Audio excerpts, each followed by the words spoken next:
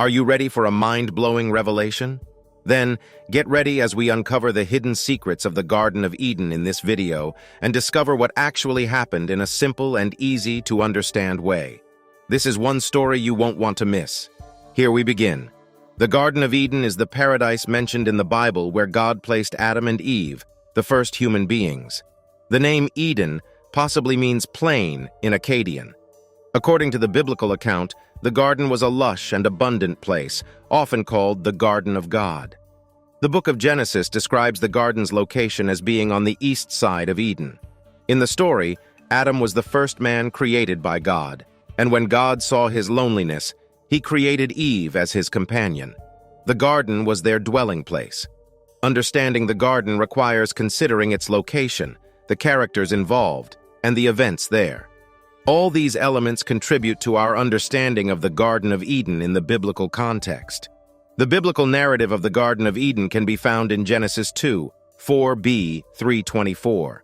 The garden is described as being in Eden. Still, the original Hebrew text indicates that it should be translated as the Garden in Eden, not the Garden of Eden. Scholars have debated the actual location of Eden, but many believe it to be in Mesopotamia, an area known for its ancient irrigation systems and the Tigris and Euphrates rivers. While the exact location of the Garden of Eden remains uncertain, its significance lies in being the idyllic home where Adam and Eve lived in perfect harmony with God. It symbolizes the relationship between humanity and the divine and serves as a powerful reminder of the beauty and purity that existed before the introduction of sin into the world. What happened there? In the beginning, Adam found himself face to face with God. God had made Adam's body from the dust of the ground, but it was lifeless until God breathed into it. Then Adam came alive and realized that his life came from God. Genesis 2, 7. Although God is invisible, he has always reached out to make himself known. He revealed himself to Adam, appearing in a visible form. This is a theophany, where God shows himself to create a relationship. God introduced himself as our creator and owner. He created us in his image, 1:26, and we hold great value to him. He purposely brought us into existence, and as we get to know him, we will discover the purpose for which he created us. The Garden of Eden. According to the Bible, the Lord God planted a garden called Eden in the east, where he placed the man he had formed. He took the man and settled him in the Garden of Eden. Genesis 2, 8, 15.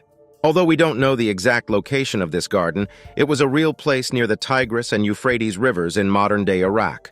2:10, 14. You are not where you are by accident, but by the plan and purpose of God. Just as God prepared a place for Adam and put him there, he does the same for us. The Bible tells us that God has determined the specific places for us to live. Acts 17:26. The place God puts us may not be perfect, as even Eden was susceptible to evil. However, there is no better place to be than where God has placed us. We are not there by chance, but by God's intentional plan and purpose. God entrusted Adam with the responsibility of naming the animals and tending to the garden. 2:19. Work is a valuable gift from God, and he takes pleasure in what we do. It may be difficult to imagine that God enjoys our tasks, but he truly does. Whether it's the documents we prepare, the components we assemble, or the home we create. A marriage made in heaven. The Lord God created a woman from the rib taken from the man and presented her to him. Genesis 2:22. Imagine Adam's surprise and delight when God said, "Adam, I want you to meet someone." I can only imagine his jaw dropping and his excitement. Adam joyfully exclaimed, "She is bone of my bones and flesh of my flesh." 2:23. God brought them together, joining their hands and saying, "Here is the partner I have made for you." When two people marry, God invisibly does the same thing he did for Adam and Eve in the garden. Just imagine God taking your and your spouse's hands, uniting you. Knowing God has joined, you will help you endure even the toughest times. God visited the Garden of Eden to establish a relationship with Adam and Eve. He didn't force himself on them, but gave them a choice to have a relationship of faith and obedience. In his love, God gave Adam one command: do not eat from the tree of the knowledge of good and evil, for if you do, you will surely die. 2:17. This command was meant to protect Adam from evil because everything God had created was good. Just as God prepared a place for Adam and put him there, He does the same for us. He created everything good and wants us to have a relationship with Him, guided by His loving commandments. The origin of evil. While the Bible doesn't fully explain evil's origin, it reveals where it began. God created the visible world and an invisible realm in heaven filled with angels. One of these angels was the devil, who became prideful and tried overthrowing God. Isaiah 14:12-14. His rebellion failed, expelling him from God's presence and descent to earth.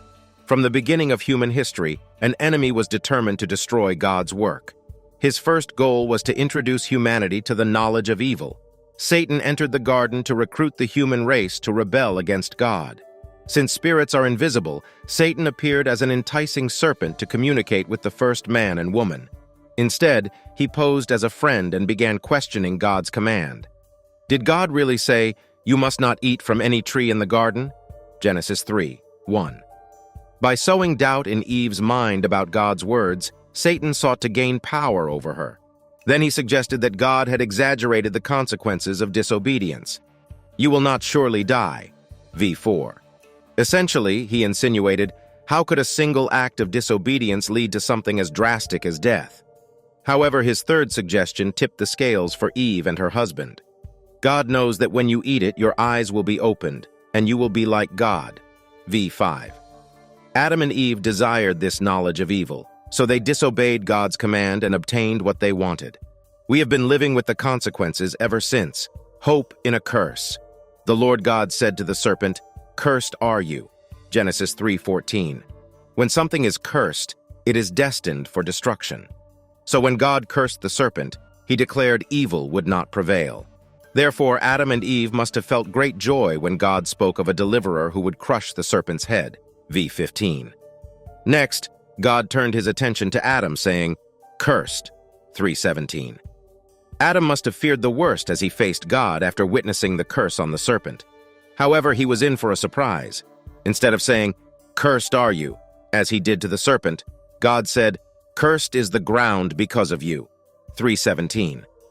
God redirected the curse away from Adam, allowing it to fall on the ground instead of directly on him.